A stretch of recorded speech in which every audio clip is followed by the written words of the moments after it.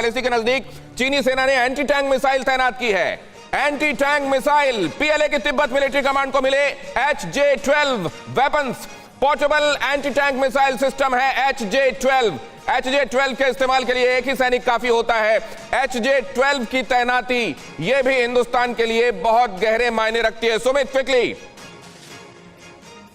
HJ-12।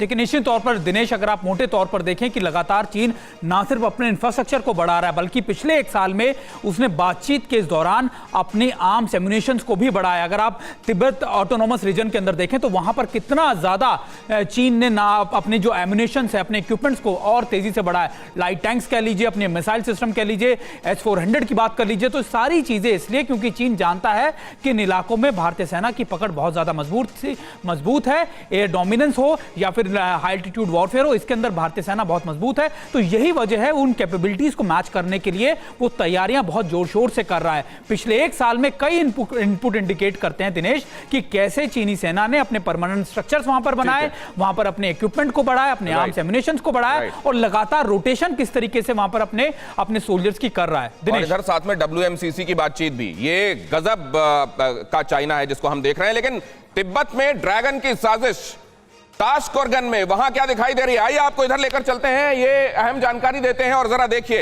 ये एक के बाद एक साजिशें चीन की तरफ से। यहां पहुंचकर हमने आपको बताया ब्रह्मपुत्र पर डैम, अपने लिए बिजली, भारत के लिए खतरा।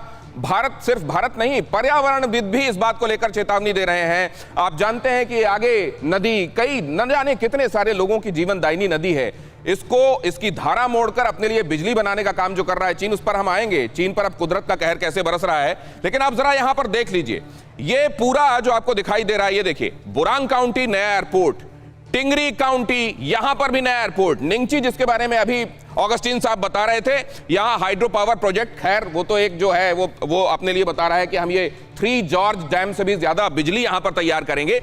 लेकिन फिर यहां पर आइए, नए हाईवेज बनाए जा रहे हैं और निंगची लासा के लिए बुलेट ट्रेन चलाई जा रही है इस पूरे इलाके में। ये एक्चुअली जो अभी बातचीत हुई उसका एक तरीके से ये कार्टोग्राफिक रिपीटिशन है, लेकिन अगर आप इसको देखेंगे तो आपको ये पता चलेगा कि एक्चुअली चीन क्या चाह रहा है और उसने अपनी तैयारी किस कदर यहां लद्दाख से लेकर अरुणाचल के तक, जहां पर भी सरहद के किनारे वो अपने इंफ्रास्ट्रक्चर को मजबूत कर सकता है, वो इस कदर कर रहा है कि हिंदुस्तान के लिए वो आने वाले दिनों में एक बड़ा कंसर्न रहेगा। अब देखिए यहां पर तिब्बत चीन विवाद का पूरा मामला क्या है, इसको पूरा समझ लेना इसलिए आवश्यक है क्योंकि यहां न सिर्फ सामरिक तैयारियों के लिहाज से, स्ट्रैटेजी के लिहाज से पहुंचे थे ये शी जिनपिंग, बल्कि तिब्बत को भी कॉन्फिडेंस में लेने के लिए, हालांकि ये नामुमकिन काम है लेकिन नामुमकिन काम भी करना शी जिनपिंग चाहते हैं, तो उसमें क्या किया जाए।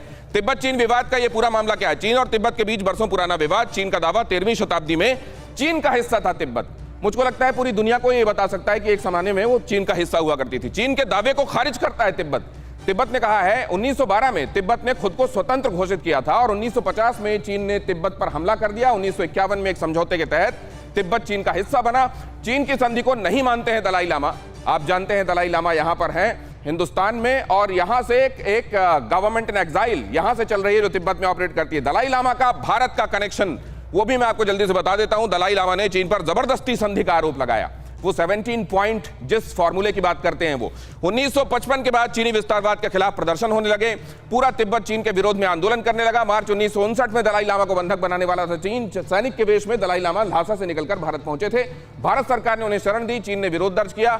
1962 के भारत चीन युद्ध की एक बड़ी वजह तिब्बत भी था। दलाई लामा यहां पहुंच चुके थे। दलाई लामा आज भी भारत में हिमाचल के धर्मशाला में रहते हैं। धर्मशाला से ही तिब्बत की निर्वासित सरकार चलती है।